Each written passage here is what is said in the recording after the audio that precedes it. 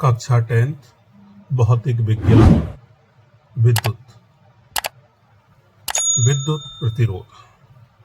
प्रतिरोध को हम कैपिटल R से प्रदर्शित करते हैं। इसका जो मात्रक है वो ओम है या वोल्ट प्रति एम्पियर है। आखिर प्रतिरोध क्या है? तो हम क्वेश्चन बनता है कि प्रतिरोध क्या है। तो इसको हम कह सकते हैं कि किसी चालक का वह गुण जिसके कारण वह विद्युत धारा के प्रवाह का विरोध करता है, चालक का विद्युत प्रतिरोध कहलाता है। कहने का मतलब यह हुआ कि धारा के मार्ग में जो अवरोध लगाता है उसी को हम क्या कहते हैं? विद्युत प्रतिरोध कहते हैं। मतलब धारा के प्रवाह, कोई चालक है जिसमें धारा प्रवाहित हो रही है, उसके धारा प्रवाह के मार्ग में जो प्रतिरोध लगा रहा विरोध करता है, धारा के प्रवाह का क्या करता है? विरोध करता है, वो चालक का क्या है? विद्युत प्रतिरोध कहलाता है। इसका मापन, प्रतिरोध का जो मापन होता है वो एमीटर की माप तथा वोल्टमीटर की माप के अनुपात से R का मापन होता है। अगर हमें प्रतिरोध का मापन करना है तो एमीटर की माप तथा वोल्टमीटर की माप के अनुपात से R का मापन होता है। गणितीय रूप में लिखेंगे R बराबर V अपॉन I, जहां V वोल्ट और I धारा है।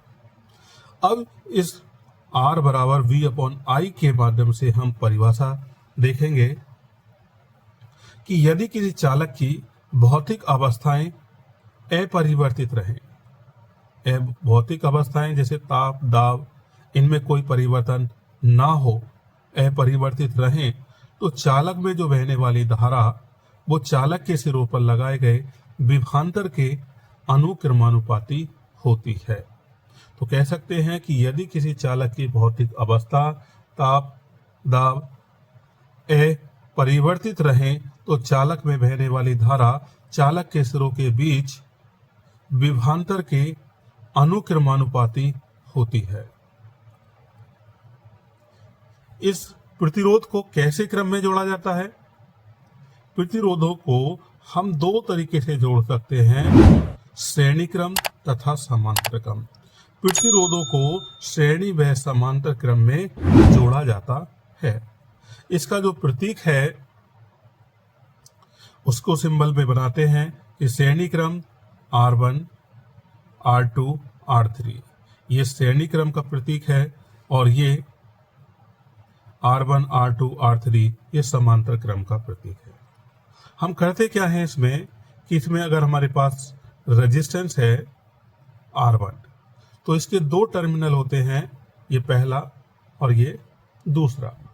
अगर इस दूसरा रेजिस्टेंस ले तो उसका भी क्या होगा? दो ही टर्मिनल होंगे। ये R2 है तो ये इसका दूसरा टर्मिनल और R2 का ये पहला टर्मिनल जब आपस में जुड़ते हैं तो इनको हम एक श्रेणी क्रम का नाम देते हैं कि ये कैसे क्रम में जोड़ा है? श्रेणी क्रम में जोड़ा है। अगर हम रेजिस्टेंसों को, ये R1 का भी पहला, R2 का भी पहला सिरा और R3 का भी पहला सिरा अगर एक ही बिंदु से जोड़ दें तो इसको हम देते हैं नाम समांतर क्रम। तो इस समांतर क्रम, श्रेणी क्रम में जो हमारे पास सूत्र मिलता है वो होता है R1 equal to R1 plus R2 plus R3, और जो समांतर क्रम में हमारे पास सूत्र प्राप्त होता है वो 1 upon R equal to 1 upon R1 plus 1 upon R2 plus 1 upon R3, ये सूत्र हमें प्राप्त होते हैं। इसी प्रकार की वीडियो को प्राप्त करने के लिए चैनल को सब्सक्राइब करिए और ऐसी ही वीडियो आपको प्राप्त होती रहेंगी।